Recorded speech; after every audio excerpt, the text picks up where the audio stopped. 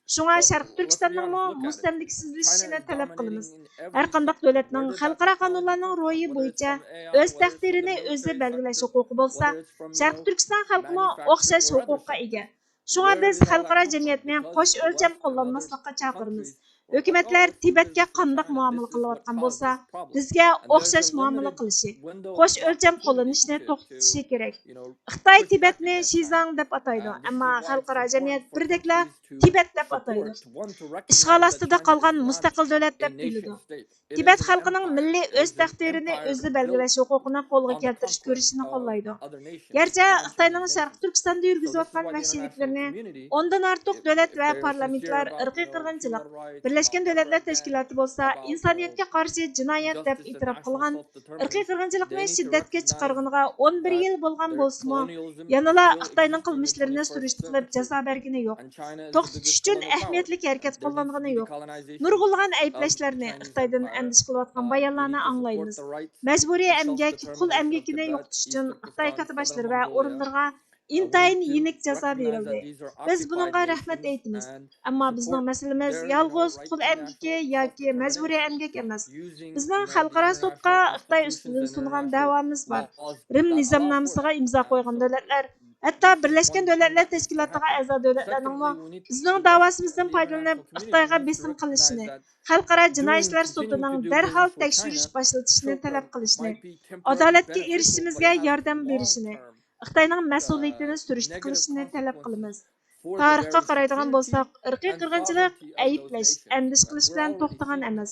Umuman, avtonomiya bizning masalamizni hal qilmaydi.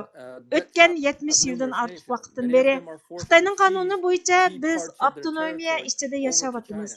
Xitoy vatanimizda 1955-yili avtonomiya siyosatini yo'l qo'ygan bo'lsa-mu, mustamlikasini kuchaytirdi. 70 yil o'tgan bugungi kunda ayni vaqtdagi ishg'ol qilingan vaqtdagi xalqimizning nufusi 95% dan hozirgi 60% atrofiga tushib qoldi. Xitoyning nufusi 4% dan 42% ga chiqdi. Xitoy bizga irqiy qirg'inchilik elib keldi. Bizning millionlagan xalqimiz qul qilindi. Lager ve türmelerge qamaldı. Milyonlagan insanlarımız lagerlarda öldürüldü. Xalqaralıq bir tekşürüşünün elip verilgani yo'q ve bu intayin tez vaqt ichida amaliylashishi kerak dedi. Riyosetchi xalqaro jamiyat ve Xitoyning rahbarlik qatlamiga Sharq Turkiston va uning xalqining kelajagi haqida beradigan uchuringiz bormi deb so'raganida Tashqi ishlar va bexatarlik ministerimiz Salih Xudoyor shundoq xalqaro jamiyat Xitoyning Sharq Turkistonni ishg'ol qilib olganligini e'tirof qilib, Xitoyni ayblashi, Sharq Turkistonni ishg'ol qilingan davlat deb e'tirof qilishi, Sharq Turkistonning milliy o'z taqdirini o'zi belgilash, mustamlikadan qutulish ko'rishini qo'llashi lozim. Bizning xalqaro jamiyatdan kutadiganimiz bu. Xalqaro jamiyat xalqimiz tortishayotgan azob oqibat, irqiy qirg'inchilik, qul qilinishning kimligi va mavjudligining kultural va fizikalik dafsanda qilinishining sababining Xitoyning Sharq Turkistonni ishg'ol qilib olish ekanligini bilishi, buningga markazlashishi lozim. Xitoyga va xalqaro jamiyatga deydiganimiz shuki, Sharq Turkiston xalqi Xitoyning har qanday shakldagi idora qilishini, mayli avtonomiya bo'lsin va yoki boshqa shakldagi hokimiyati bo'lsin, hech birini qabul qila olmaydi. Xitoy bilan bo'lgan ziddiyatimizning hal bo'lishi uchun Xitoy xalqaro qonunlarga tayangan haq-huquqimizni tonishi lozim. Necha ming yillar ilgari so'qqan Sadichin sepilining ichiga bizni qo'shni bo'lib mavjudligini davomlashtirsin. Xitoy bilan bo'lgan ziddiyatimizning hal bo'lishi uchun Xitoy xalqaro qonunlarga tayangan haq-huquqimizni tonishi lozim. Necha ming yillar ilgari so'qqan Sadichin sepilining ichida bizga qo'shni bo'lib mavjudligini davomlashtirsin. Yashasin. Bizmo Sadichin sepilining sirtidagi o'zimizning tuproqlarida mavjudligimizni saqlab yashaylik. Mana mushundoq bo'lganda Xitoy bilan birga mavjud bo'lib tura olamiz. Xitoyning albatta mavjud bo'lish haqqi bor, ammo o'zining chegarasida mavjud bo'lib tursin. Sharq Turkiston xalqimi o'zining egilik huquqliq zaminida yashasin, mavjud bo'lib tursin. Hal qilish chorasi buningdan iborat. Shunga xalqaro jamiyat Xitoy jahongirligining mustamlika qilish qilmishiga qarshi turishi, vahshiyliklarning mas'uliyatini surishti qilishi, Sharq Turkistonning mustaqilligini asliga keltirish ko'rishini qo'llashi lozim deb javob berdi. Amerika prezidenti Donald Trump tajovuzchi Xitoy katibashi Shi Jinping va boshqa dunyo rahbarlari bilan ko'rishish uchun Osiyoga sayohatga borgan. Janubiy Xitoy atlantik pochtasining 26 oktyabr kunidagi xabariga qaraganda, Amerika prezidenti Donald Trump Amerikaning ikki cho'ng neft shirkatiga qaratgan jazosidan keyin Xitoyning Rossiyadan neft sotib olish miqdorining ozayishi masalasini Shi Jinping bilan muzokara qiladiganligini, Vladimir Putinning Ukraina urushini bartaraf qilishiga bo'lgan noroziligini ifodalaydiganligini aytgan. Xi Jinping qatorliq dunyo rahbarlari bilan ko'rish uchun Osiyoga sayohatga borgan Donald Trump muxbirlarning so'ragan savollariga javob berib, payshanba kuni Xitoy katibashi Xi Jinping bilan bo'lgan suhbatining to'liq kelishim hosil qilishini umid qilganligini aytgan. Amerika bilan Xitoy o'rtasidagi savdo, texnika va xomashyo cheklamasi masalasidagi jiddiylikning kuchayishi Trumpning Osiyo safarining xavf-xatarini oshirgan. Trump bilan Xi Jinping Janubiy Koreyaning Gyeongju shahrida o'tkaziladigan Osiyo Tinch okean iqtisodiy hamkorlik yig'inida ko'rishishni planlagan. Bu o'zgarishlardan keyin Amerika bilan Xitoy suhbatchilari shanba kuni Kuala Lumpurda savdo suhbati o'tkazgan. Trump, "Men buni munozara qilayotgan bo'lishim mumkin, ammo siz bilasizki, bugun ko'rgan bo'lishingiz mumkin. Xitoy Rossiya neftini sotib olishni zo'r darajada azaytdi. Hindiston bo'lsa butunlay azaytdi. Biz jazoni yo'lga qo'ydik" degan. Dushmanga do'st bo'lganlar bizga do'st bo'la olmaydi. Biz ishg'olchi emas, aksincha ishg'olchilarga qarshi milliy mavjudligini saqlamoqchi bo'lgan buyuk bir millatning a'zolarimiz. Kashki vatanimizni besib olganlarga qarshi kurashlarimizga aralashib olganlar, to'sqinlik qilayotganlar vijdonliq millatlardan chiqmagan bo'lsa. Bizning bu ko'rishimiz iymonimizning timsolidir. Qo'rqoqlik bizga yot bir hukmdir. Yo'limiz aniq, g'oyamizmi ham aniq va ochiq. Milliy g'oyamizdan voz kechganimiz dushman bilan birlashganimizga barobar. Vatan ichi va sirtidagi yurtdoshlar va kurash yo'lidagi qarindoshlarimga deydigan oxirgi so'zim muqaddas g'oyamiz uchun hormay talmay oxirigacha xizmat qilish. Qaysiz va sharsiz holda vatan millatning mustaqilligini kapolatga ega qilish yo'lida ilgirgidanmi bakrak qutlug' bir shaklda mo'rini mo'riga tirab atlanishdir. Sharq Turkiston Türk vatanidir. Uning ismiga loyiq bir davlat bo'lish uchun astoydil xizmat qilmoq barchamizning zimmasidagi burchdir. General Mahmud Muhiti Efendi 1938-yili. Bugungi xabarlarimiz bu yerda oxirlashdi. Bizga vaqt ayirganingiz uchun ko'p rahmat. Kelar qatimki programmamizda ko'rishguncha Allohga omonat bo'lgaysizlar.